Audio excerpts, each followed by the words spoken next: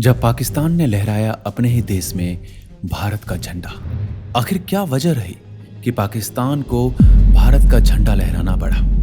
25 मई 1998 की बात है, जब इसके 3 दिन बाद पाकिस्तान को अपना पहला न्यूक्लियर टेस्ट करना था। पाकिस्तान इसके लिए अपनी सिक्योरिटी काफी हाई कर रखी थी, क्योंकि वो इस टेस्ट में कोई भी गड़बड़ी नहीं चाहता था।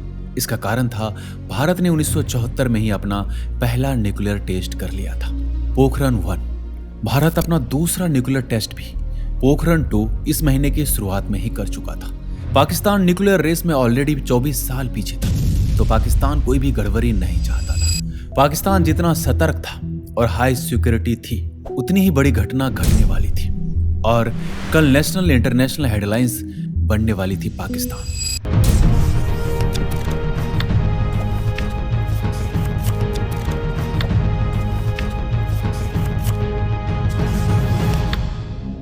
पच्चीस मई 1998 पाकिस्तान इंटरनेशनल एयरलाइंस PIA की फ्लाइट 544 बलूचिस्तान के शहर तुर्बत से टेक ऑफ हुई और ग्वादर इंटरनेशनल एयरपोर्ट पर लैंड हुई। ये PIA का छोटा फोकर F-27 एयरक्राफ्ट था, जिसका ग्वादर एयरपोर्ट पर सिर्फ 20 मिनट का स्टे था। यहाँ 3 पैसेंजर्स उतर जाते हैं और एक नया पैसेंजर्स ऑन बोर्ड होता है। अब जहाज में टोटल 27 पैसेंजर्स थे और 5 क्रू मेंबर्स मौजूद थे। पैसेंजर्स बोर्डिंग के बाद जहाज ने शाम के 5:50 पर टेक ऑफ किया और अब इसका अगला फाइनल स्टॉप था कराची इंटरनेशनल एयरपोर्ट, जहां उसे ठीक 1 घंटे के बाद यानी 6:55 पर लैंड करना था। अगर इस फ्लाइट की बात की जाए तो इसमें captain Uzair Khan, first pilot Mohammad Faisal और 2 एयर होस्टेस खालिदा अफरीदी और अस्मा ईरानी समेत एक ग्राउंड इंजीनियर मौजूद था, जिसका नाम था सज्जाद चौधरी। ग्वादर एयरपोर्ट से टेक ऑफ किए हुए अभी कुछ ही समय बीता था कि अचानक से एक पैसेंजर उठा और कॉकपिट की तरफ जाने लगा, पर एयर होस्टेस ने उसे रोकना चाहा, लेकिन वो इंसान एयर होस्टेस को धक्का देकर कॉकपिट के अंदर जाने में कामयाब हो गया। लेकिन ना चाहते हुए भी जिसका डर था वही हुआ। इधर PIA फ्लाइट 544 के कॉकपिट में जबरदस्ती घुसने वाले इंसान ने अपना पिस्टल निकाला और पायलट को कहा, जहाज हाईजैक कर लिया गया है। पैसेंजर्स केबिन में हाईजैकर्स के 2 और साथी भी मौजूद थे। जब उन्होंने देखा कि पायलट काबू में आ चुका है, तो अपनी सीट से उठ गया और वेपन्स के जोर पर सभी पैसेंजर्स को होस्टेज बना लिया। हाईजैकर्स ने सारे पैसेंजर्स को वार्निंग दी कि चालाकी दिखाने पर जहाज को बम से उड़ा दिया जाएगा, क्योंकि इनमें से एक ने अपने जिस्म पर बम बांधा हुआ था। अभी तक किसी को कुछ समझ आता, इतने में पायलट ने भी अनाउंसमेंट करके इस बात की कंफर्मेशन कर दी। तीनों हाईजैकर्स बिल्कुल भी पढ़े लिखे नहीं लग रहे थे, क्योंकि उन्होंने कुर्ता पजामा पहन रखा था और उनके कपड़े भी गंदे लग रहे थे।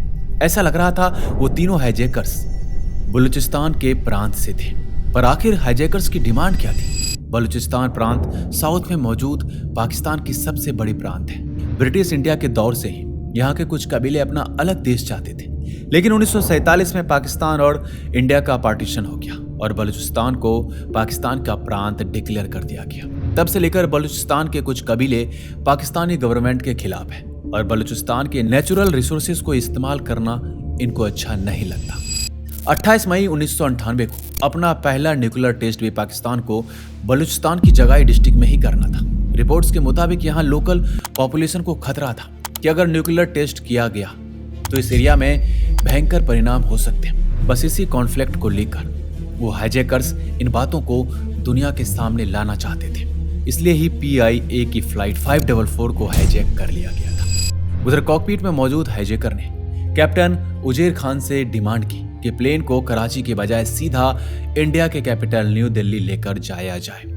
हाईजैकर्स ने यह डिमांड इसलिए किया क्योंकि उन्हें लगा कि अगर हम भारत में पाकिस्तान के खिलाफ कुछ बोलेंगे तो इंडिया में हमें सॉफ्ट कॉर्नर मिल सकता है। अगर यही चीज वो पाकिस्तान में करते तो शायद उन्हें जेल के अंदर डाल दिया जाता।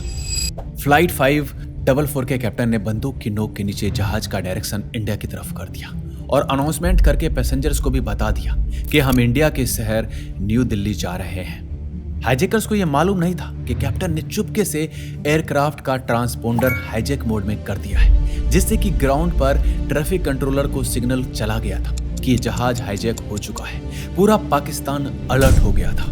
अब फ्लाइट 544 कराची को क्रॉस करती हुई पाकिस्तान इंडिया बॉर्डर की तरफ बढ़ रही थी। इतने में पायलट ने हाईजैकर को कहा कि ये छोटा F-27 जहाज है, इसमें इतना फ्यूल नहीं है कि हम सीधा 1100 किलोमीटर दूर न्यू दिल्ली जा सकते हैं, इसलिए जहाज को कहीं रिफ्यूलिंग के लिए लैंड कराना होगा। इसलिए हमें भारत के भुज एयरपोर्ट पर लैंड करना चाहिए, जो कि कराची से सिर्फ 300 किलोमीटर दूर गुजरात में मौजूद है। हाईजैकर्स इस बात पर राजी हो गए कि चलो कम से कम हम भारत तो पहुंच जाएंगे। पायलट ने तुरंत कंट्रोल टावर से संपर्क किया और भुज एयरपोर्ट पे लैंडिंग की परमिशन मांगी। पर यहाँ उज्जैर खान ने चालाकी दिखाई। असल में उन्होंने भुज एयरपोर्ट पर कॉल नहीं किया था, बल्कि पाकिस्तान के ही हैदराबाद एयरपोर्ट से संपर्क किया था।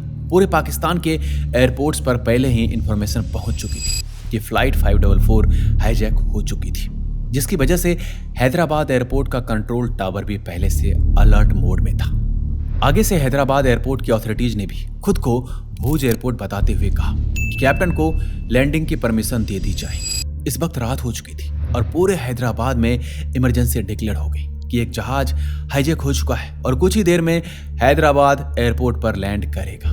पर अब यह प्रॉब्लम था कि हाईजैकर्स इस एयरपोर्ट को इंडिया का एयरपोर्ट समझ रहे थे, लेकिन जब वो लैंड करेगा तो ये समझ जाएगा कि ये तो पाकिस्तान है। शायद वो पूरे प्लेन को बम से उड़ा दे।